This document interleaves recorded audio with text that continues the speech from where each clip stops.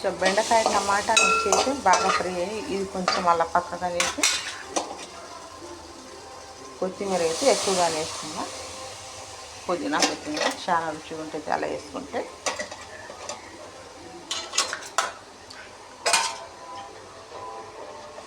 ఒక 2 నిమిషాలు అయితే ఇది కూడా మగ్గిద్ది, కొంచెం మదర అప్పుడైతే మిక్స్ చేసేస్తాం. ఇంకా మొత్తం అయితే ఫ్రై అయిపోయింది. మిర్చి, టమాటా, బెండకాయ, కొత్తిమీర, పుదీనా. ఇప్పుడైతే చిన్నులపాయలు వేసుకుంటాం, కొంచెం బాగుంటుంది.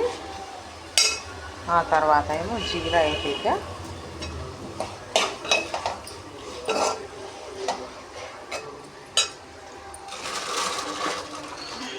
గల్లుప్పు, పసుపు కొంచెం. ఆ తర్వాత ఏమో కొంచెం నానబెట్టిన చింతపండు.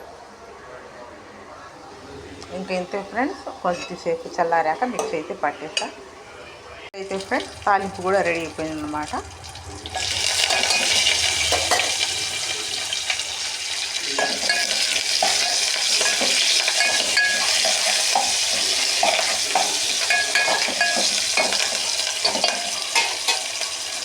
ఇప్పుడు ఇది చట్నీ వేసేస్తున్నా.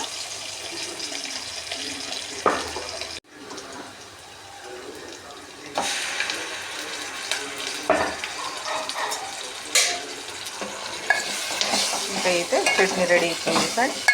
నేను ఉల్లిపాయ ఎందుకు సరిగ్గా ఫ్రై అవ్వనివ్వను, ఎందుకంటే చట్నీలో ఇలా కచ్చాబచ్చాగా ఉంటేనే తింటుంటే పంటి కింద పడి చాలా రుచిగా ఉంటుంది అన్నమాట. అది ఫ్రెండ్స్ ఈరోజైతే బెండకాయ పచ్చడి రెడీ. నచ్చితే లైక్ ఇవ్వండి, ఛానల్ సబ్స్క్రైబ్ చేసుకోండి. Bye bye.